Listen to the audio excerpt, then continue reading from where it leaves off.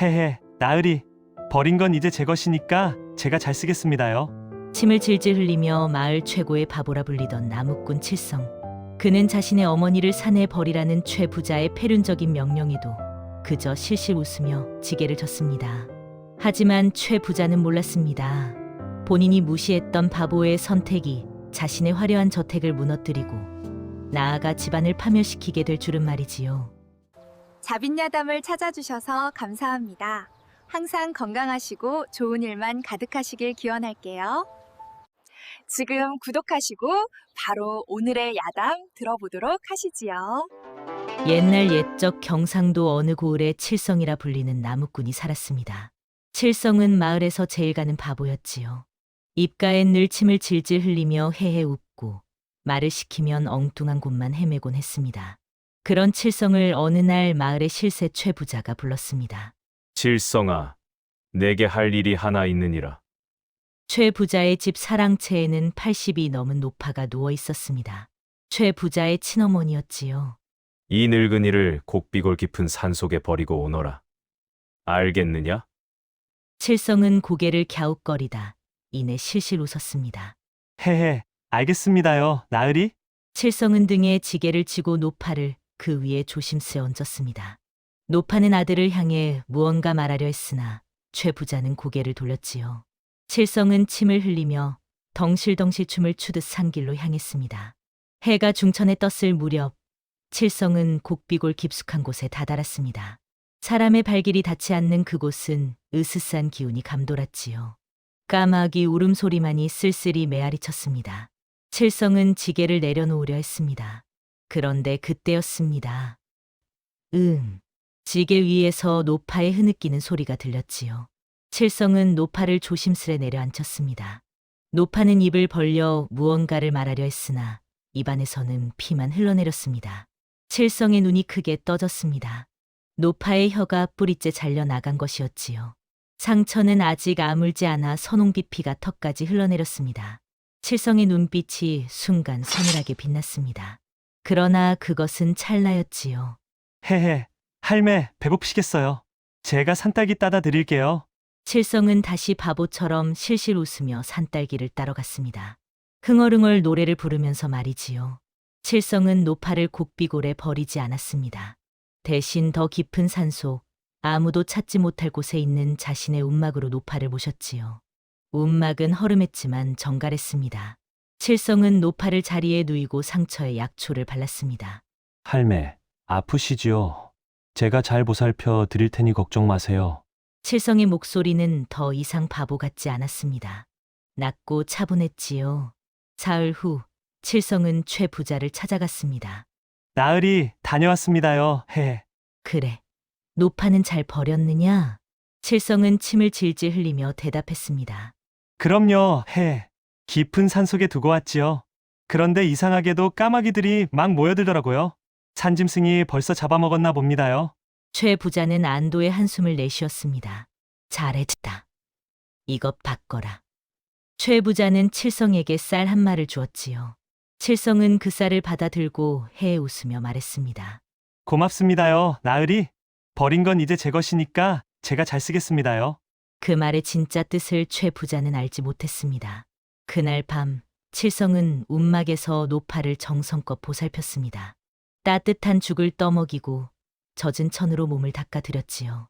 노파는 칠성의 손을 덥석 잡았습니다. 그리고 손바닥에 무언가를 쓰기 시작했습니다.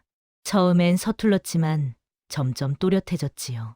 나는 왕실 직관 박 가문의 후손이니라. 칠성의 눈빛이 번뜩였습니다. 노파는 계속해서 글을 썼습니다. 최 부자는 30년 전 우리 가문의 풍수 비기를 탐내어 일가를 모두 죽였느니라. 나만 겨우 살아남았지. 칠성의 주먹이 떨렸습니다. 그 비기는 황금열을 찾는 법과 멸문지를 만드는 법이 담겨 있었느니라. 최 부자는 황금열로 불을 쌓았고 이제 나마저 없애려 하는구나. 노파의 눈에서 눈물이 주르르 흘러내렸습니다. 칠성은 노파의 손을 꽉 잡았습니다. 할매, 제게 그 비기를 가르쳐 주십시오. 제가 반드시 원수를 갚아드리겠습니다. 노파는 고개를 끄덕였습니다. 그리고 다시 손바닥에 글을 썼지요. 너는 바보가 아니로구나. 하늘이 보내신 아이로다. 그날부터 칠성은 노파의 제자가 되었습니다. 낮에는 바보 행세를 하고 밤이 되면 산속 움막에서 땅의 기운을 읽는 법을 배웠지요. 노파는 손바닥에 글을 쓰고 땅을 가리키며 가르쳤습니다.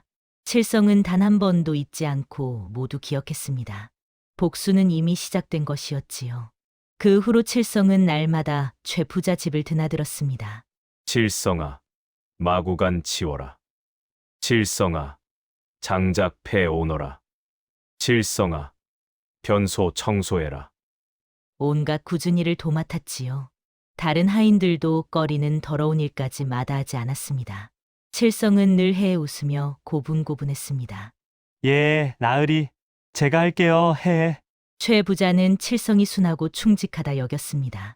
바보라 딴 마음을 품을 리도 없다고 생각했지요. 칠성이만큼 믿을 만한 놈도 없구나. 최 부자의 신임은 날로 두터워졌습니다.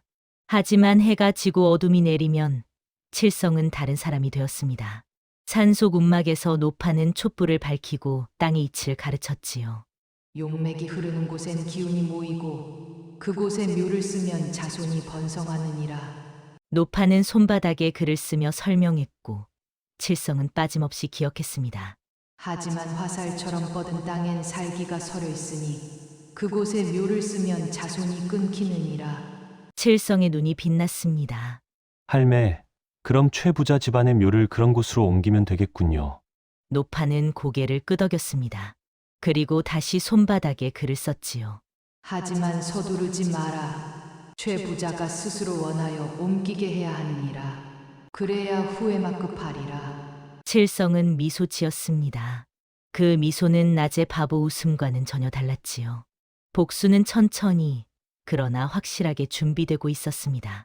한 달쯤 지났을 무렵 최 부자 댁에 난리가 났습니다.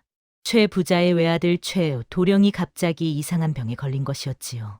아침에 일어나니 온몸 피부가 비늘처럼 갈라지기 시작했습니다. 가려움은 견딜 수 없을 정도였고 긁으면 피가 흘렀지요. 아버지, 아파요. 살려주세요. 최 도령의 비명이 저택 안을 울렸습니다. 최 부자는 사방팔방으로 의원을 불러들였습니다. 한양에서 이름난 의원까지 불렀지요. 하지만 아무도 병의 원인을 알지 못했습니다. 이런 병은 처음 봅니다. 약을 써도 소용이 없을 것 같습니다. 의원들은 하나둘 고개를 저으며 돌아갔습니다. 최 부자는 미칠 지경이었지요. 외아들이 이대로 죽을지도 모른다는 두려움에 밤잠을 이루지 못했습니다. 그러던 어느 날 칠성이 마당을 쓸다가 혼잣말을 중얼거렸습니다. 이상하네요, 해. 저기 뒷산 쪽 땅이 왜 저리 화가 났을까요? 땅이 화나면 사람도 아프다던데. 그 말을 듣던 최 부자의 귀가 번쩍 뜨였습니다. 칠성아, 지금 뭐라 했느냐? 칠성은 놀란 듯 해 웃었습니다. 아, 아무것도 아닙니다요, 나으리. 그냥 땅이 좀 이상해 보여서요, 해. 최 부자는 칠성의 멱살을 잡았습니다.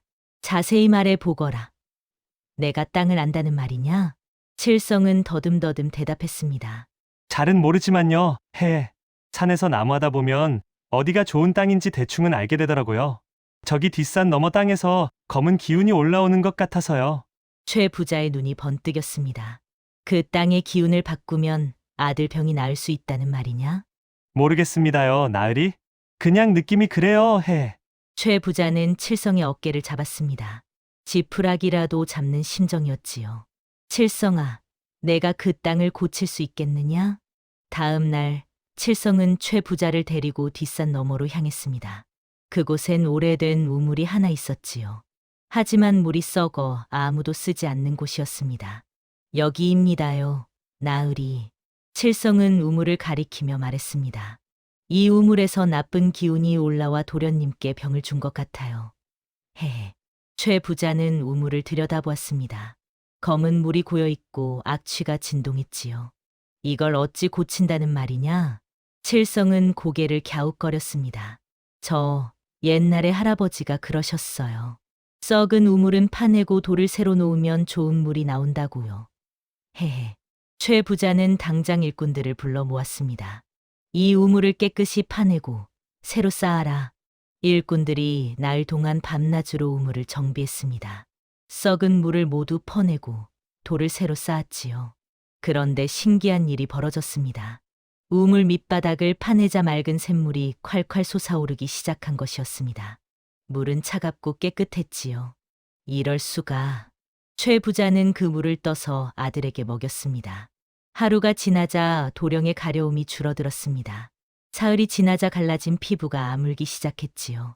7째 날, 최 도령은 완전히 회복되었습니다. 아바마마, 병이 나았어요. 최 부자는 눈물을 흘리며 아들을 껴안았습니다. 칠성이가 내 목숨을 살렸구나. 최 부자는 당장 칠성을 불렀습니다. 칠성아, 내가 우리 집안의 은인이로다. 앞으로는 굳은 일 시키지 않겠다. 내 곁에서 땅을 보는 일을 도와다오. 칠성은 해에 웃으며 절을 했습니다. 고맙습니다요, 나으리. 저는 그저 운이 좋았을 뿐이에요. 헤헤. 하지만 칠성의 눈빛은 차가웠습니다. 이 모든 것은 노파가 가르쳐준 대로였습니다. 그 우물은 원래 좋은 물줄기가 있었지만 누군가 일부러 막아놓은 곳이었지요. 노파가 손바닥에 써서 가르쳐준 그대로 칠성은 막힌 곳을 풀어준 것뿐이었습니다. 첫 번째 미끼가 성공했습니다. 최 부자는 이제 칠성을 손안의 보물처럼 여기게 되었지요. 칠성은 그날 밤 움막으로 돌아가 노파에게 고했습니다. 할매, 계획대로 되고 있습니다. 노파는 만족스러운 미소를 지으며 손바닥에 글을 썼습니다. 잘했다. 이제 더 큰 덫을 놓을 때가 왔느니라. 그로부터 2달이 지났습니다. 칠성은 최 부자의 곁에 늘 붙어 다니며 땅을 살펴보는 일을 했습니다. 논밭의 경계를 정하고 새로 지을 창고 터를 잡아주었지요. 최 부자는 칠성의 말이라면 무조건 믿었습니다. 칠성이가 고른 땅은 틀림없구나.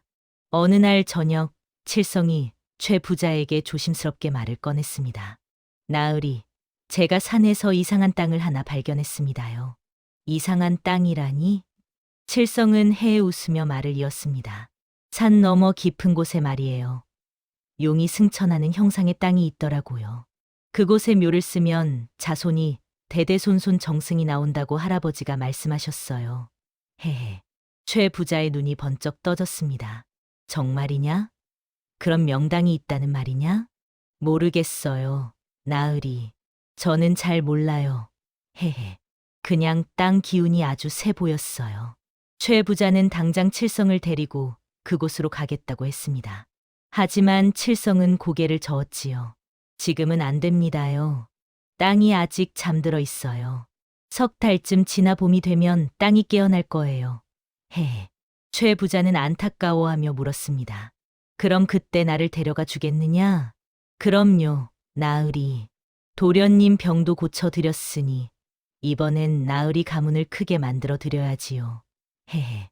최 부자는 칠성의 어깨를 두드렸습니다. 칠성아, 내 은혜는 평생 잊지 않겠다. 그날 밤, 칠성은 움막으로 돌아가 노파에게 모든 것을 말했습니다. 노파는 손바닥에 글을 썼지요. 내가 말한 곳이 만대멸문지냐? 그렇습니다, 할매. 땅 기운이 칼처럼 날카로워 조상의 뼈를 녹일 곳입니다. 노파의 눈에서 눈물이 흘러내렸습니다. 원수를 갚을 날이 다가오고 있었지요. 서두르지 마라. 최 부자가 스스로 원하게 만들어라. 그래야 절대 후회하게 될 것이니라. 칠성은 고개를 끄덕였습니다. 덫은 이미 놓였습니다. 이제 최 부자가 스스로 그 덫 속으로 걸어 들어올 차례였지요. 최 부자 집에는 김 집사라는 사람이 있었습니다. 김 집사는 25살의 젊은 나이였지만 눈빛은 늘 어두웠지요. 그에게는 말 못할 사연이 있었습니다. 15년 전 김 집사의 아버지는 최 부자에게 큰 돈을 빌렸습니다. 흉년이 들어 식구들이 굶어 죽게 생겼기 때문이었지요. 하지만 이자는 눈덩이처럼 불어났고 갚을 길이 없었습니다. 결국 최 부자는 김 집사의 논밭과 집을 모두 빼앗았습니다. 김 집사의 아버지는 그 충격으로 병을 얻어 죽었고 어머니도 뒤따라 세상을 떠났지요. 어린 김 집사는 의지할 곳 없이 최 부자 집종이 되었습니다. 그는 날마다 부모의 원수 밑에서 일하며 이를 갈았습니다. 하지만 힘없는 자신으로서는 아무것도 할 수 없었지요. 어느 날 밤, 칠성이 김 집사를 조용히 불렀습니다. 김 집사, 나 좀 따라오시게. 김 집사는 칠성을 따라 뒷동산으로 갔습니다. 달빛 아래 칠성의 모습은 낮과 달랐습니다. 해에 웃는 바보가 아니라 차갑고 예리한 눈빛을 가진 사람이었지요. 자네, 최 부자를 미워하지? 김 집사는 깜짝 놀랐습니다. 칠성이 자네가 바보가 아니었구나. 칠성은 고개를 끄덕였습니다. 나는 바보 행세를 하며 기회를 엿보고 있었네. 그리고 이제 때가 왔지. 칠성은 김 집사의 어깨를 잡았습니다. 자네 부모님의 원수를 갚고 싶지 않은가? 나를 도와주게. 그러면 자네의 원수도 함께 갚아주겠네. 김 집사의 눈에서 눈물이 흘러내렸습니다. 정말인가? 자네가 무슨 방법이 있단 말인가? 칠성은 낮은 목소리로 말했습니다. 최 부자가 가진 재산 목록과 토지 문서를 가져올 수 있겠는가? 그가 어떻게 재산을 모았는지, 누구의 것을 빼앗았는지 모두 기록된 장고 말일세. 김 집사는 고개를 끄덕였습니다. 사랑채 금고에 있네. 열쇠는 최 부자가 항상 차고 다니지만 목욕할 때는 옷과 함께 벗어놓지. 좋아. 그때를 노려 장부를 가져오게. 베껴서 원본은 다시 돌려놓으면 되네. 김 집사는 칠성의 손을 꽉 잡았습니다. 고맙네. 자네는 내 은인이야. 아니, 우리는 이제 동지일세. 함께 최 부자를 무너뜨리는 것이지. 두 사람은 달빛 아래서 굳게 손을 맞잡았습니다. 복수의 동맹이 맺어지는 순간이었지요. 사흘 후, 김 집사는 약속대로 장부를 몰래 베껴 칠성에게 건넸습니다. 거기에는 최 부자가 30년 동안 저지른 온갖 악행이 빼곡히 적혀 있었습니다. 터무니없는 이자로 사람들을 파산시키고 땅을 빼앗고 심지어 사람을 죽인 기록까지 있었지요. 칠성은 그 장부를 보며 이를 갈았습니다. 할매, 이제 증거를 확보했습니다. 때가 되면 이것으로 최 부자를 올가맬 수 있습니다. 노파는 손바닥에 글을 썼습니다. 잘했다. 하지만 아직 서두르지 마라. 완벽한 순간을 기다려야 하느니라. 봄이 오고 마을에 새로운 사또가 부임했습니다. 젊고 강직한 선비 출신으로 백성을 위한다는 소문이 자자했지요. 새 사또께서는 청렴결백하시다 하니 우리 고을도 이제 살만하겠구나. 마을 사람들은 기대에 부풀었습니다. 하지만 최 부자는 마음이 편치 않았습니다. 그동안 전임 사또들에게 뇌물을 바쳐 온갖 악행을 묵인받아왔기 때문이었지요. 새 사또가 문제를 일으키지 않으면 좋을 텐데. 최 부자는 불안한 마음으로 중얼거렸습니다. 그런데 이상한 일이 벌어지기 시작했습니다. 사또가 고을을 순찰할 때마다 길가에 붉은 꽃이 피 흩날렸습니다. 마치 누군가 일부러 뿌려놓은 듯했지요. 이 꽃은 무엇이냐? 사또가 수행원에게 물었습니다. 잘 모르겠사옵니다. 산에서 자라는 들꽃인 듯한데 이상하게도 사또 나으리 행차 때마다 나타납니다. 마을 노인 하나가 다가와 말했습니다. 사또 나으리, 이 꽃을 혀 잘린 노인의 눈물이라 부릅니다. 억울하게 혀가 잘린 노인이 흘린 피가 꽃으로 피어났다는 전설이 있지요. 사또의 눈빛이 날카로워졌습니다. 혀가 잘린 노인이라니? 옛날부터 전해 내려오는 이야기입니다. 깊은 산속 곡비골에 가면 그 전설의 흔적이 있다 합니다. 사또는 고개를 끄덕이며 말했습니다. 내일 곡비골로 가 보도록 하겠다. 그날 밤 칠성은 움막에서 노파에게 말했습니다. 할매, 사또께서 미끼를 물었습니다. 내일 곡비골로 온답니다. 노파는 손바닥에 글을 썼습니다. 잘했다. 하지만 아직 나를 보여서는 안 된다. 사또가 더 깊이 궁금해하도록 만들어라. 다음 날 사또는 수행원들을 이끌고 곡비골로 향했습니다. 그곳은 깊은 산속이라 사람의 발길이 닿지 않는 곳이었지요. 사또가 주변을 살피는데 나무에 핏자국 같은 것이 묻어 있었습니다. 이것은 무엇이냐? 잘 모르겠사옵니다. 나으리. 그때 덤불 속에서 칠성이 나타났습니다. 그는 나무를 하다가 우연히 마주친 듯해 웃었지요. 아이고, 사또 나으리시네요. 여기는 왜 오셨어요? 헤헤. 사또가 칠성을 보며 물었습니다. 너는 이 산에 자주 오느냐? 예, 저는 나무꾼이라서요. 매일 와요. 헤헤. 그렇다면 혹시 이상한 것을 본 적이 있느냐? 사람이라든가 무덤이라든가. 칠성은 고개를 갸웃거리다 말했습니다. 글쎄요. 가끔 바람에 흙이 날리는 것 같기도 하고, 밤에는 우는 소리 같은 게 들리기도 해요. 헤헤. 하지만 저는 바보라 잘 몰라요. 그러고는 칠성이 작은 목소리로 사또에게만 들릴 듯 말 듯하게 속삭였습니다. 억울한 혼이 땅 밑에서 울고 있습니다. 사또는 화들짝 놀라 칠성을 쳐다봤습니다. 하지만 칠성은 이미해 웃으며 나무를 하러 가고 있었지요. 사또는 곡비고를 자세히 살펴보라 명했습니다. 이곳에 무언가 있다. 샅샅이 뒤져 보아라. 하지만 그날은 아무것도 발견하지 못했습니다. 사또는 관하로 돌아가면서도 계속 곡비고를 생각했습니다. 그리고 그 바보 나무꾼의 마지막 말이 귓가에 맴돌았지요. 억울한 혼이 땅 밑에서 울고 있습니다. 사또의 마음속에 의문이 싹트기 시작했습니다. 사흘 후 사또는 다시 곡비고를 찾았습니다.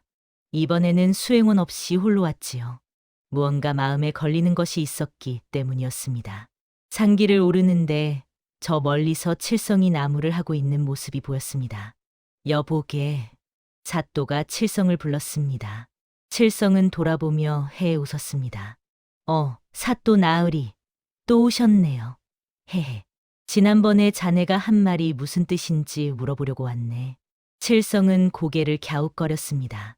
무슨 말요? 저는 바보라 무슨 말을 했는지 잘 기억이 안 나요. 헤헤. 사또는 칠성을 똑바로 쳐다봤습니다. 억울한 혼이 땅 밑에서 온다고 했지 않은가. 칠성은 잠시 멈칫했습니다. 그리고는 다시 바보 같은 웃음을 지으며 말했습니다. 아, 그랬나요? 저는 그냥 느낌이 그랬어요. 바람 소리가 우는 것 같기도 하고. 헤헤. 사또는 칠성의 눈을 들여다봤습니다. 그 순간 칠성의 눈빛이 바뀌었습니다. 단 한순간이었지만 사또는 그것을 놓치지 않았지요. 바보의 눈이 아니었습니다. 깊고 슬프고 무언가를 알고 있는 눈이었습니다. 칠성도 사또의 예리한 시선을 느꼈습니다. 이 양반, 보통 사또가 아니로구나. 칠성은 조심스럽게 주변을 살폈습니다. 아무도 없는 것을 확인하고는 사또에게 한 걸음 다가갔지요. 사또 나으리. 칠성의 목소리가 달라졌습니다. 더 이상 바보 같은 말투가 아니었습니다. 나으리께서는 혹시 30년 전 이 고을에서 일어난 박 가문의 멸문 사건을 아십니까? 사또의 얼굴이 굳어졌습니다. 그것을 내가 어찌 아느냐? 칠성은 쓸쓸하게 웃었습니다. 저는 단지 억울한 분을 모시고 있을 뿐입니다. 그분께서 제게 말씀하셨지요. 언젠가 진실을 아는 이가 나타날 것이라고. 사또의 손이 떨렸습니다. 그분이 아직 살아 계시다는 말인가? 칠성은 고개를 끄덕였습니다. 하지만 아직은 때가 아닙니다. 나으리께서 조금만 더 기다려 주십시오. 곧 모든 것이 밝혀질 것입니다. 그러고는 칠성은 다시 바보처럼 해에 웃으며 말했습니다. 아이고, 제가 무슨 말을 한 건지 모르겠네요. 헤헤. 사또 나으리, 저는 이래야 해서요. 칠성은 나무를 지게에 지고 산을 내려가기 시작했습니다. 사또는 그 뒷모습을 한참 동안 바라봤습니다. 가슴 속에서 무언가가 뜨거워졌습니다. 30년 동안 품고 살아온 의문이 풀릴 것만 같았지요. 어머니, 정말 살아 계신 것입니까? 사또의 눈에서 눈물이 흘러내렸습니다. 그는 사실 박 가문의 막내 아들이었습니다. 30년 전 가문이 멸문당하던 날 밤 어머니가 몰래 그를 빼돌려 살렸던 것이지요. 당시 겨우 5살이었던 그는 먼 친척 손에 자라며 박씨성을 버리고 다른 성을 쓰게 되었습니다.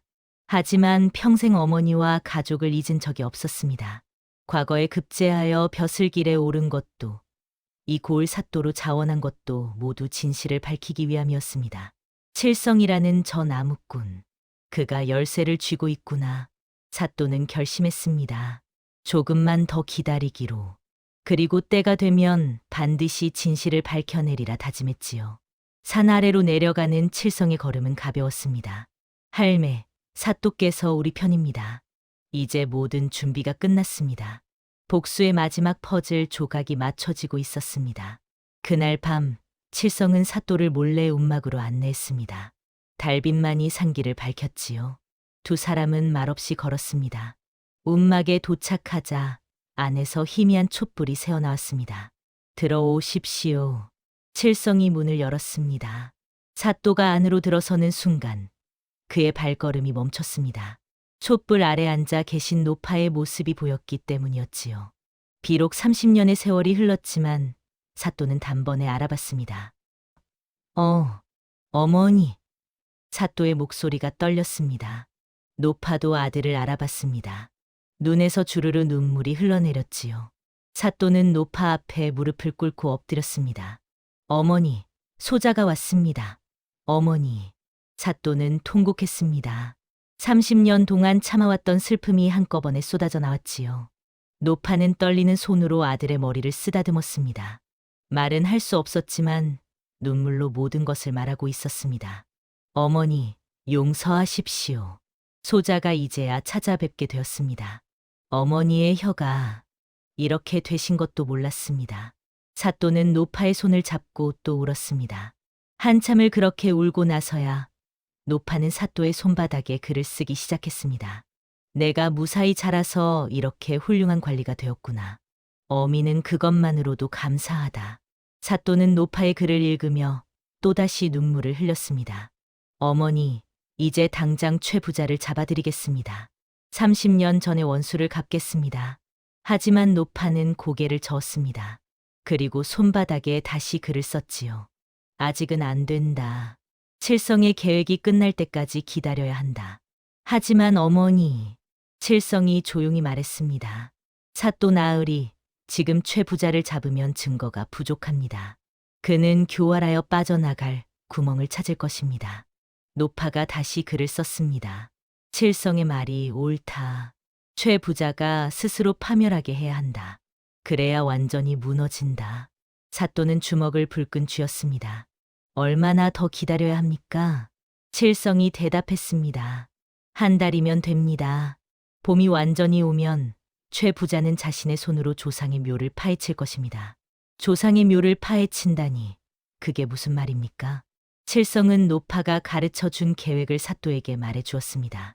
최 부자를 명당이라 속여 만대멸문지로 조상의 묘를 옮기게 한다는 것을 말이지요. 그리고 그 순간 최 부자의 모든 죄가 드러날 것입니다. 제가 준비한 증거와 함께 말입니다. 사또는 칠성을 바라봤습니다. 자네는 대체 누구인가? 칠성은 쓸쓸하게 웃었습니다. 저는 그저 할매의 은혜를 갚고자 하는 사람일 뿐입니다. 노파가 다시 손바닥에 글을 썼습니다. 칠성은 하늘이 보내준 아이다. 이 아이가 없었다면 어미는 진작에 억울하게 죽었을 것이다. 사또는 깊이 절을 올렸습니다. 고맙습니다. 어머니를 구해주시고 복수까지 도와주시니 고마워하실 것 없습니다. 저도 할매께 모든 것을 배웠으니까요. 노파는 아들과 칠성을 번갈아 바라보며 미소 지었습니다. 비록 혀는 잘렸지만 그녀의 마음은 평온했습니다. 아들이 살아있고 복수도 거의 끝나가고 있었으니까요. 사또는 움막을 나서며 칠성에게 말했습니다. 한 달 후 제가 반드시 나서겠습니다. 어머니의 원한을 풀어드리겠습니다. 고맙습니다, 나으리.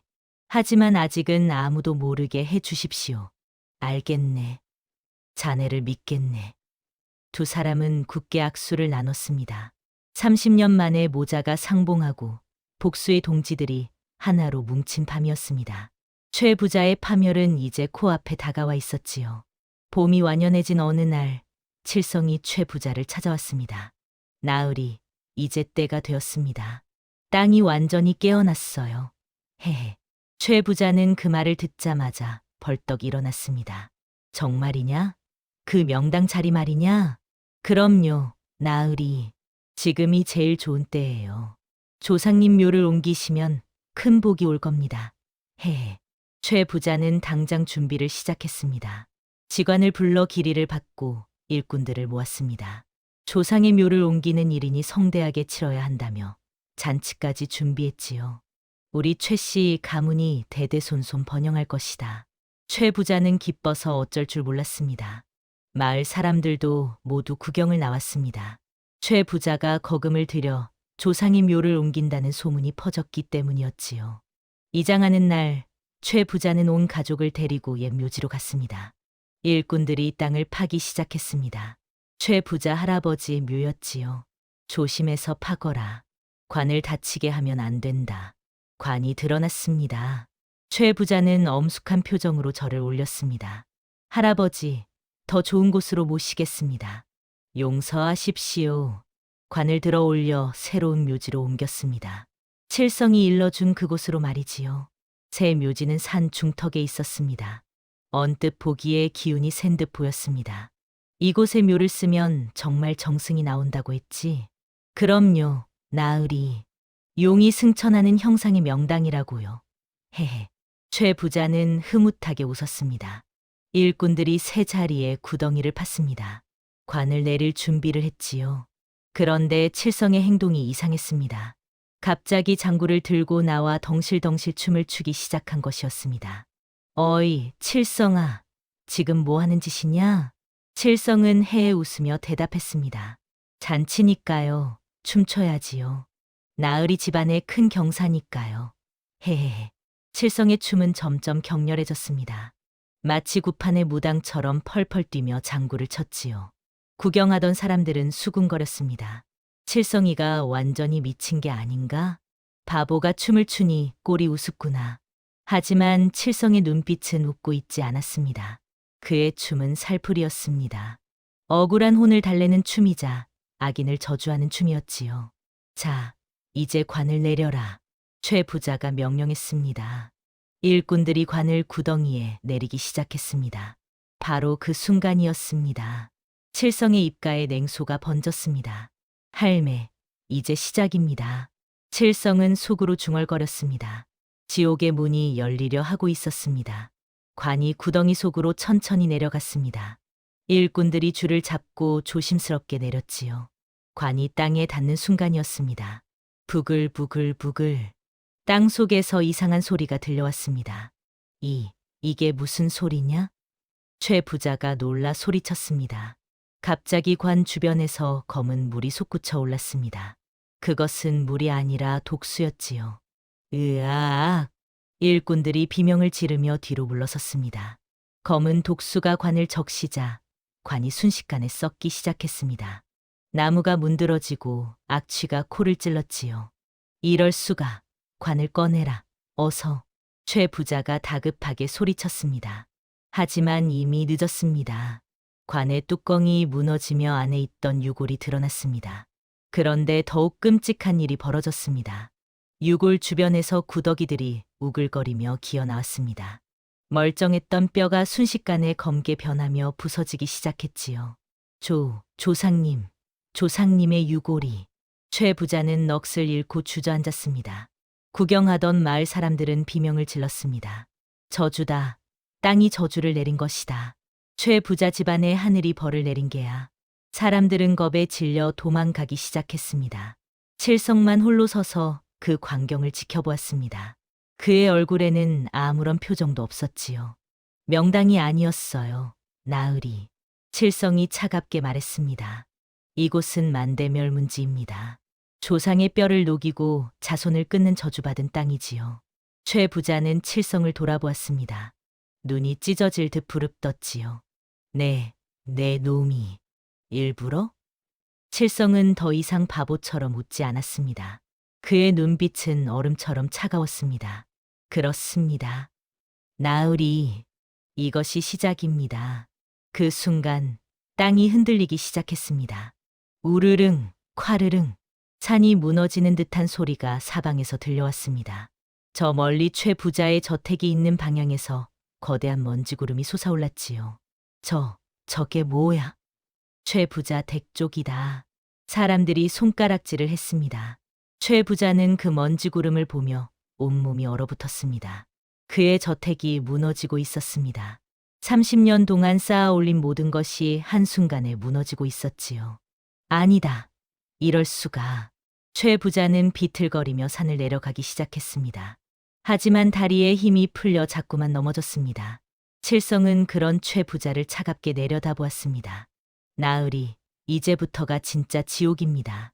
칠성의 목소리가 산 전체에 울려 퍼졌습니다.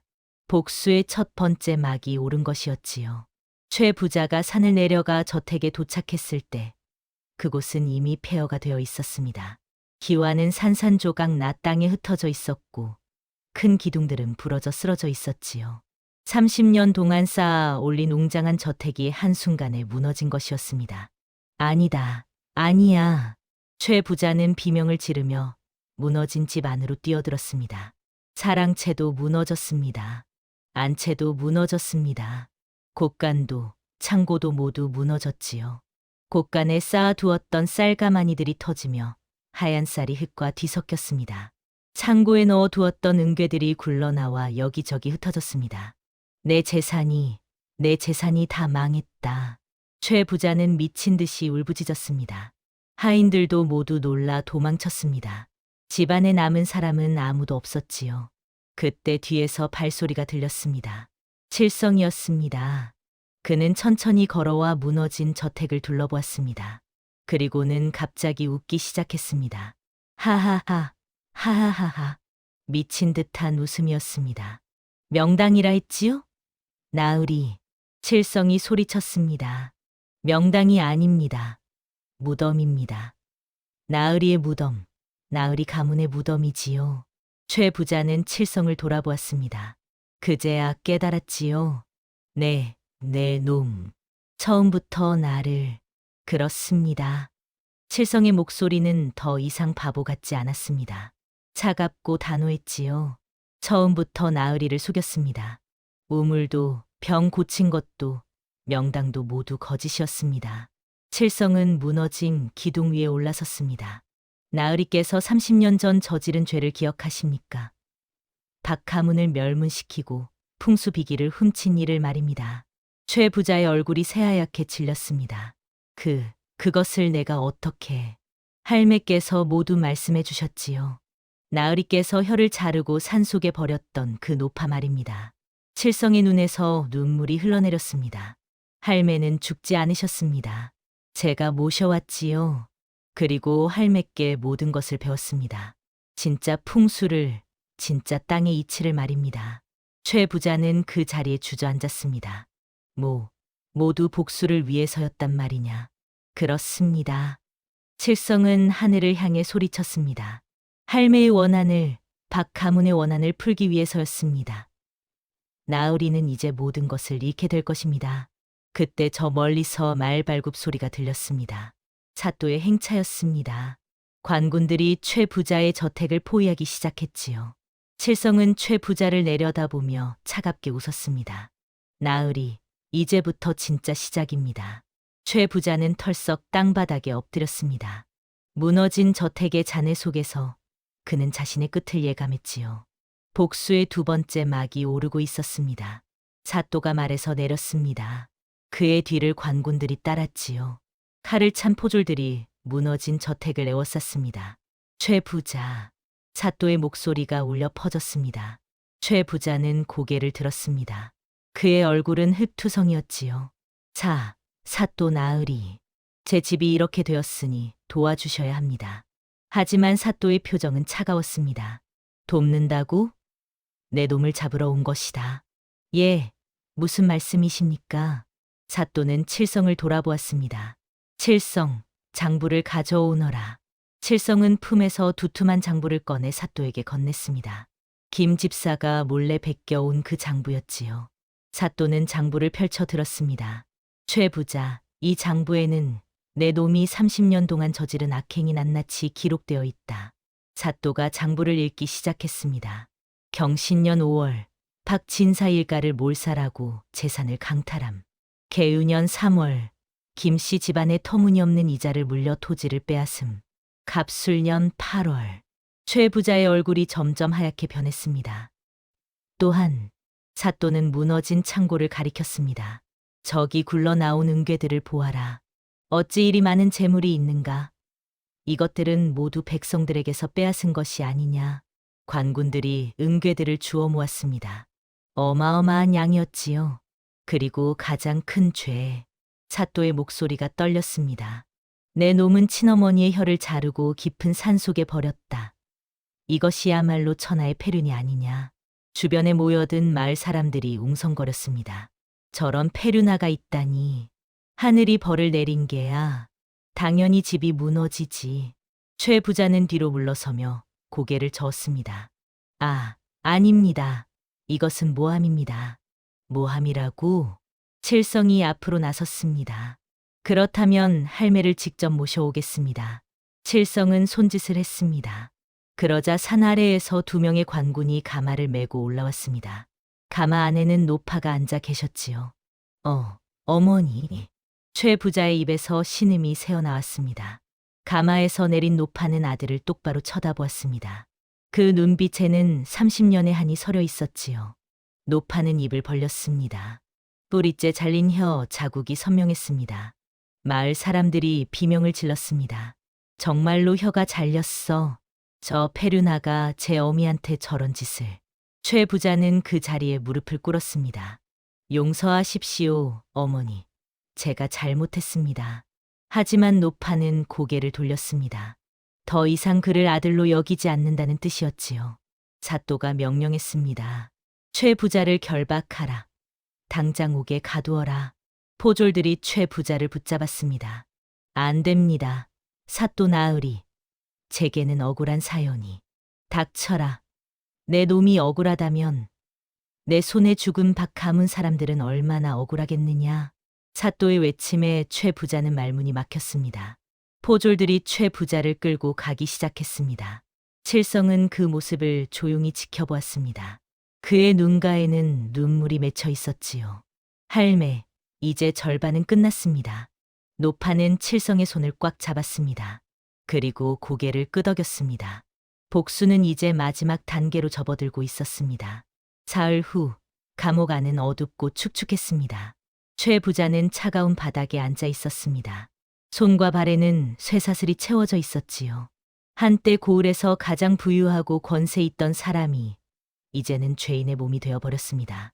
쇠창살 너머로 발소리가 들렸습니다. 최 부자는 고개를 들었습니다.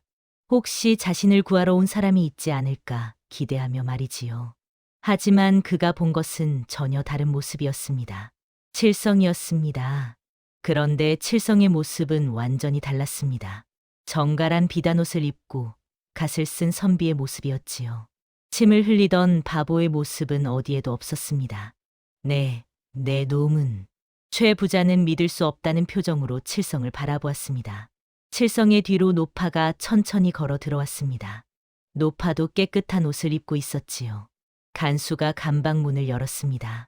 사또의 명으로 면회가 허락된 것이었습니다. 칠성과 노파는 감방 안으로 들어왔습니다. 칠성은 최 부자 앞에 서서 그를 내려다보았습니다. 그 눈빛은 얼음처럼 차가웠지요. 나으리, 이제 알겠습니까? 칠성의 목소리는 낮고 단호했습니다. 제가 바보였을까요? 아니면 나으리가 바보였을까요? 최 부자는 떨리는 목소리로 물었습니다. 네, 내 놈은 대체 누구냐? 왜 나에게 이런 짓을? 칠성은 천천히 입을 열었습니다. 저는 아무도 아닙니다. 그저 할매의 은혜를 갚고자 하는 사람일 뿐이지요. 칠성은 노파를 향해 공손히 절을 했습니다. 이 할매께서 저를 죽음에서 구해주셨습니다. 제가 굶어 죽어가던 어린 시절, 할매께서 저를 거두어 주셨지요.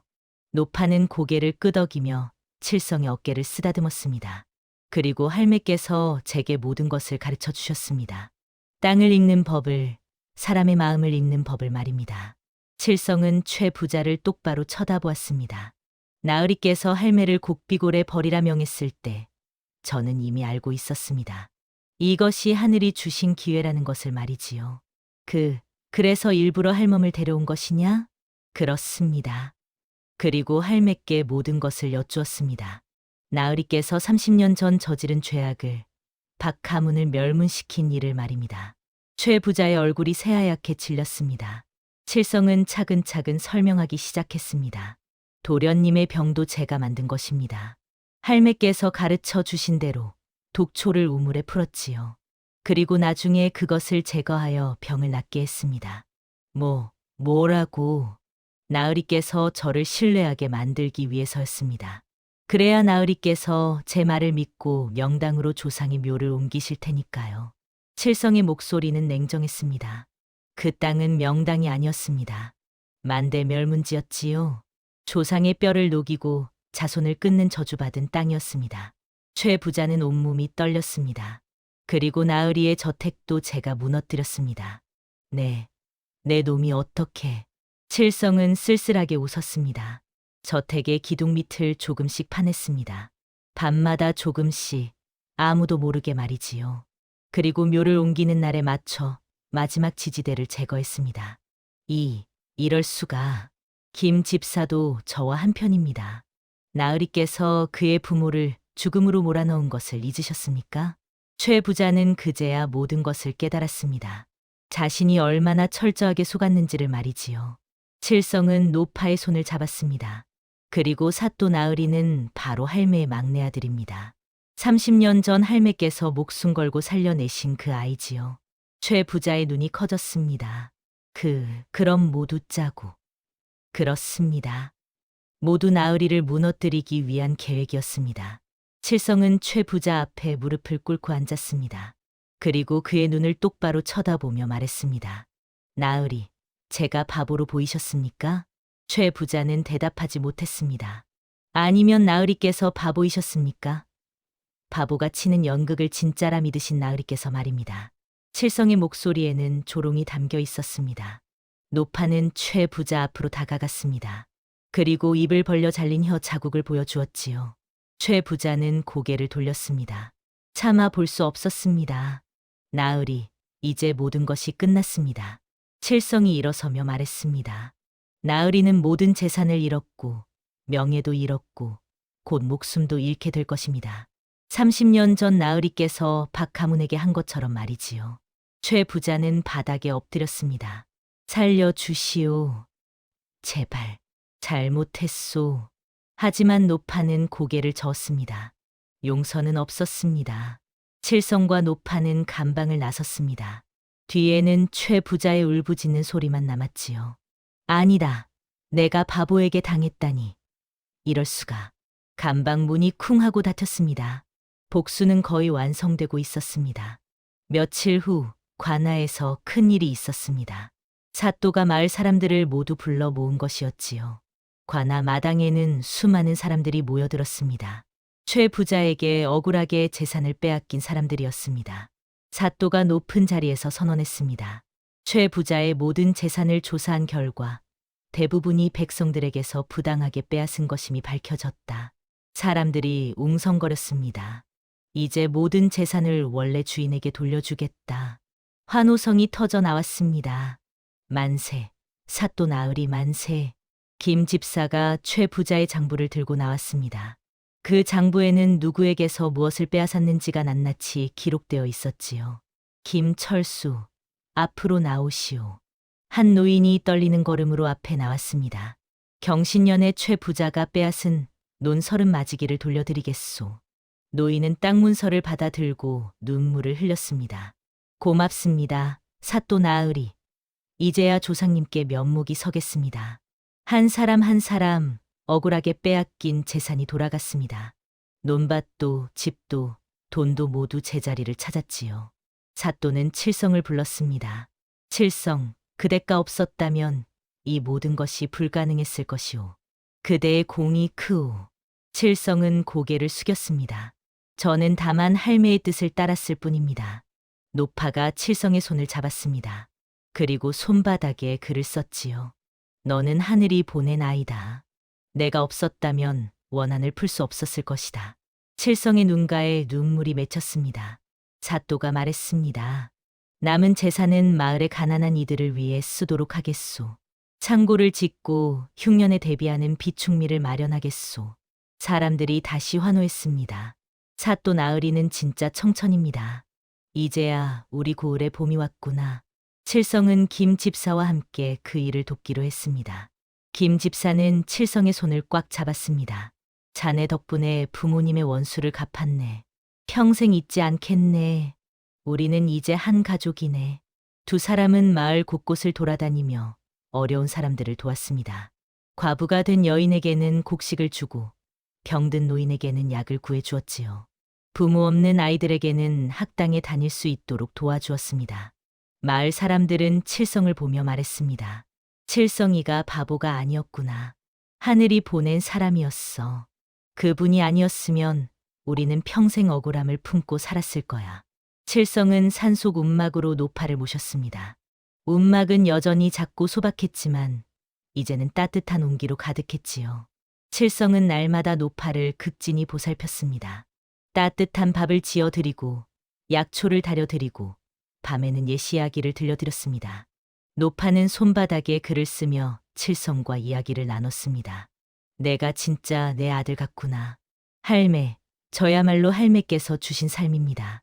할매가 아니었다면 저는 진작에 굶어 죽었을 것입니다. 아니다. 너는 원래 훌륭한 아이였다. 나는 다만 길을 보여준 것뿐이다. 칠성은 노파의 손을 꽉 잡았습니다. 할매, 이제 마음 편히 쉬십시오. 원한도 풀렸고 세상도 바로잡았습니다. 노파는 고개를 끄덕이며 미소 지었습니다. 비록 혀는 없었지만 그녀의 미소는 세상에서 가장 평화로웠습니다. 사또도 자주 움막을 찾아왔습니다. 어머니, 소자가 왔습니다. 30년 만에 찾은 어머니, 이제는 편히 모실 수 있게 되었지요. 어머니를 관하로 모시고 싶습니다. 하지만 노파는 고개를 저었습니다. 그리고 손바닥에 글을 썼지요. 나는 이곳이 좋다. 칠성이와 함께 조용히 살고 싶구나. 사또는 어머니의 뜻을 존중했습니다. 대신 매달 한 번씩 찾아와 문안을 드렸지요. 그리고 필요한 것이 있으면 무엇이든 보내드렸습니다. 어느 날 저녁, 칠성과 노파는 움막 앞에 앉아 석양을 바라보았습니다. 노파는 손바닥에 글을 썼습니다. 이제야 마음이 편하구나. 억울한 이들의 한을 풀어주었으니 할매, 그것은 모두 할매께서 가르쳐 주신 덕분입니다. 아니다. 내가 해낸 일이다. 너의 지혜와 인내가 만든 결과란다. 칠성은 노파를 향해 깊이 절을 올렸습니다. 할매, 평생 모시겠습니다. 노파는 칠성의 머리를 쓰다듬었습니다. 석양이 산 너머로 지고 마을에는 평화가 찾아왔습니다. 최 부자의 악행이 끝나고 정의가 바로 서고 억울한 이들이 보상을 받았습니다. 그리고 그 모든 것의 중심에는 바보 행세를 했던 한 나무꾼이 있었지요. 한 달 후 최 부자의 재판이 열렸습니다. 관아 마당에는 온 마을 사람들이 모여들었습니다. 악인의 최후를 보기 위해서였지요. 최 부자는 쇠사슬에 묶인 채 끌려 나왔습니다. 한때 비단 옷을 입고 위세를 떨치던 모습은 온데간데 없었습니다. 초라한 죄인복을 입은 그는 야위고 늙어 보였지요. 사또가 죄목을 읽어 내려갔습니다. 최 부자, 그대는 30년 전 박 가문을 몰살하고 재산을 빼앗았으며 수많은 백성들을 파산시켜 땅을 강탈했다. 또한 친어머니의 혀를 자르고 산속에 버린 천하의 페류나이다. 마을 사람들이 야유를 보냈습니다. 죽여라. 그런 놈은 죽여야 해. 하늘이 벌을 내린 거야. 사또가 판결을 내렸습니다. 최 부자, 그대의 죄는 용서받을 수 없다. 차명에 처하노라. 최 부자는 그 자리에 고개를 떨구었습니다. 제발, 한 번만 용서해 주십시오. 하지만 아무도 그의 말을 듣지 않았습니다. 형 집행일이 다가왔습니다. 최 부자는 형장으로 끌려나갔습니다. 마을 사람들이 길 양옆에 늘어서 있었지요. 칠성과 노파도 그곳에 있었습니다. 최 부자는 칠성을 보았습니다. 칠성, 아니, 그대. 제발 살려주시오. 칠성은 고개를 저었습니다. 나으리께서 30년 전 박 가문에게 자비를 베푸셨습니까? 나으리께서 빼앗긴 백성들에게 자비를 베푸셨습니까? 최 부자는 대답하지 못했습니다. 나으리께서는 친어머니에게조차 자비를 베풀지 않으셨습니다. 그런 나으리께 어찌 자비를 바라십니까? 최 부자의 눈에서 눈물이 흘러내렸습니다. 내가 잘못했소. 모두 내 욕심 때문이었소. 그는 노파를 돌아보았습니다. 어머니, 용서하십시오. 제가 짐승만도 못한 짓을 했습니다. 노파는 차갑게 그를 바라보았습니다. 용서는 없었습니다. 칠성이 말했습니다. 나으리께서는 평생 바보들을 속이고 이용하며 사셨습니다. 그런데 결국 진짜 바보는 누구였습니까? 최 부자는 고개를 떨구었습니다. 나였소. 내가 진짜 바보였소. 그렇습니다. 바보 연기를 하는 사람을 진짜 바보로 믿은 나으리야말로 진짜 바보였습니다. 칠성의 목소리는 차가웠지만 거기에는 깊은 슬픔도 담겨 있었습니다. 나으리께서 만약 선하게 사셨다면 이런 날은 오지 않았을 것입니다. 하지만 나으리께서는 욕심에 눈이 멀어 온갖 악행을 저지르셨습니다. 최 부자는 하늘을 올려다보았습니다. 내가 너무 많은 죄를 지었구나. 망나니가 칼을 들었습니다. 마을 사람들은 숨을 죽이고 지켜보았습니다. 최 부자는 마지막으로 중얼거렸습니다. 다음 생에는 착하게 살겠소. 칼이 번쩍였습니다. 최 부자의 긴 악행이 끝나는 순간이었습니다. 마을 사람들은 환호했습니다. 정의가 바로 섰다. 하늘이 우리 편이구나. 하지만 칠성은 기뻐하지 않았습니다. 그는 조용히 노파의 손을 잡았을 뿐이었지요. 노파의 눈에서 눈물이 흘러내렸습니다. 그것은 기쁨의 눈물이 아니라 30년의 한이 풀리는 눈물이었습니다. 사또가 칠성과 노파에게 다가왔습니다. 어머니, 이제 편히 쉬십시오. 아버지와 형님들의 원한이 풀렸습니다. 노파는 아들의 손을 잡고 고개를 끄덕였습니다. 형장을 떠나며 칠성은 뒤를 돌아보았습니다. 최 부자의 시신이 쓸쓸히 누워 있었습니다. 한때 고을에서 가장 부유했던 사람의 초라한 최후였지요. 할매, 복수는 끝났지만 마음이 가벼워지지 않습니다. 노파는 손바닥에 글을 썼습니다. 복수는 기쁨을 주지 않는다. 다만 억울함을 풀어줄 뿐이다. 칠성은 고개를 끄덕였습니다. 이제 남은 것은 선하게 사는 것뿐이겠군요. 그렇다. 우리는 이제 평화롭게 살아야 한다. 두 사람은 산으로 향했습니다. 마을에는 다시 평화가 찾아왔습니다. 악인은 응징받았고 정의는 바로 섰습니다. 사람들은 이제 최 부자의 최후를 이야기하며 교훈을 얻었지요. 악행은 결국 벌을 받는구나. 욕심을 부리면 저런 최후를 맞는 거야. 아이들에게도 이 이야기가 전해졌습니다. 착하게 살아야 한다. 나쁜 짓을 하면 결국 벌을 받는단다. 최 부자의 이야기는 그렇게 마을의 교훈이 되었습니다. 그리고 그 이야기의 중심에는 바보 행세를 했던 지혜로운 나무꾼이 있었지요. 세월이 흘러 칠성의 명성은 온 나라에 퍼졌습니다. 그가 바보 행세를 하며 악인을 무너뜨린 이야기, 땅의 이치를 꿰뚫어 보는 능력을 가진 이야기가 입에서 입으로 전해졌지요. 어느 날 한양에서 사신이 찾아왔습니다. 임금께서 그대를 국사로 모시고자 하십니다. 나라의 기륭을 살피고 백성을 이롭게 하는 일을 맡아 달라 하십니다. 칠성은 공손히 절을 올렸습니다. 황송하옵니다. 하지만 소인은 산 사람이 옵니다. 산에서 살아야 편하옵니다. 하지만 그대의 재능을 나라를 위해 써야 하지 않겠소? 칠성은 고개를 저었습니다. 소인의 재능은 이미 다 썼습니다. 악을 징벌하고 억울한 이들을 도왔으니 이제 조용히 살고 싶습니다. 사신은 아쉬워했지만 칠성의 뜻을 꺾을 수 없었습니다. 알겠소. 하지만 나라에 큰일이 생기면 그대의 도움을 청할 수 있겠소? 그때는 기꺼이 돕겠습니다. 사신이 돌아간 후 노파가 손바닥에 글을 썼습니다. 잘했다. 명예보다 평화가 더 귀한 법이다.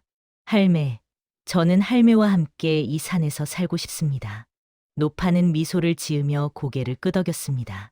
그 후로도 가끔 마을에 큰일이 생기면 칠성이 나타났습니다. 가뭄이 들면 물기를 터주고 역병이 돌면 약초를 알려주었지요. 하지만 일이 끝나면 어느새 산속으로 사라졌습니다. 사람들은 말했습니다. 칠성은 보통 사람이 아니야. 신선이 분명해. 세월이 더 흘렀습니다. 어느 해 겨울, 노파가 조용히 눈을 감았습니다. 칠성의 품에 안긴 채로 말이지요. 할매. 칠성은 통곡했습니다. 자신을 구해주고 가르쳐주고 삶의 의미를 알려준 할매였습니다. 사또가 달려왔습니다. 어머니. 모자는 함께 노파를 산 중턱의 좋은 자리에 모셨습니다. 용맥이 흐르고 기운이 맑은 곳이었지요. 어머니, 편히 쉬십시오. 아버지와 형님들 곁에서 평안하십시오. 장례를 치른 후 칠성은 움막으로 돌아갔습니다. 그런데 이상한 일이 벌어졌습니다. 마을 사람들이 칠성을 찾아왔지만 움막은 텅 비어 있었습니다. 칠성의 흔적은 어디에도 없었지요. 칠성이가 사라졌어. 신선이 되어 하늘로 올라간 게 분명해. 그 후로 칠성을 본 사람은 아무도 없었습니다. 하지만 이상한 소문이 돌기 시작했습니다. 누군가 늙은 부모를 산속에 버리려 하면 지게를 친 나무꾼의 환영이 나타난다는 것이었지요. 고려장을 하려는 자들에게 칠성의 혼이 나타나 경고한대. 부모를 버리려 하면 칠성이 나타나 벌을 준다더라. 사람들은 두려워하며 부모를 더욱 극진히 모시게 되었습니다. 세월이 흘러 100년이 지났습니다. 칠성의 이야기는 전설이 되었습니다. 바보 행세를 하며 악인을 무너뜨린 지혜로운 나무꾼의 이야기, 혀 잘린 할머니를 구하고 복수를 완성한 이야기가 대대손손 전해졌지요. 아이들은 이 이야기를 듣고 자랐습니다. 착하게 살아야 한다. 나쁜 짓을 하면 반드시 벌을 받는다. 부모님을 잘 모셔야 한다. 그렇지 않으면 칠성이 나타난다. 이 이야기에는 깊은 교훈이 담겨 있었습니다. 첫째, 인과응보라 했습니다. 악한 행동에는 반드시 그에 맞는 대가가 따른다는 뜻이지요. 최 부자는 30년 동안 악행을 저질렀고 결국 모든 것을 잃고 비참한 최후를 맞았습니다. 둘째, 백절불굴이라 했습니다. 어떠한 어려움에도 굽히지 않고 목표를 이루어낸다는 뜻이지요. 칠성은 바보 행세를 하며 오랜 세월 인내했고 마침내 복수를 완성했습니다. 셋째, 대교약졸이라 했습니다. 큰 지혜는 어리석은 것처럼 보인다는 뜻이지요. 칠성은 바보처럼 보였지만 실제로는 누구보다 지혜로운 사람이었습니다. 마지막으로 효도는 모든 덕의 근본이라 했습니다. 최 부자는 친어머니를 버리고 혀까지 자른 패륜하였기에 하늘도 용서하지 않았습니다. 이 이야기를 듣는 여러분께 묻습니다. 여러분은 칠성처럼 오랜 세월 인내하며 정의를 이룰 수 있겠습니까? 여러분은 부모님께 어떻게 효도하고 계십니까? 댓글로 여러분의 생각을 들려주십시오. 다음 영상을 빠르게 만나보시려면 좋아요와 구독을 눌러주세요. 그럼 더 재미있는 영상으로 찾아뵙겠습니다. 모두 행복한 하루 보내세요.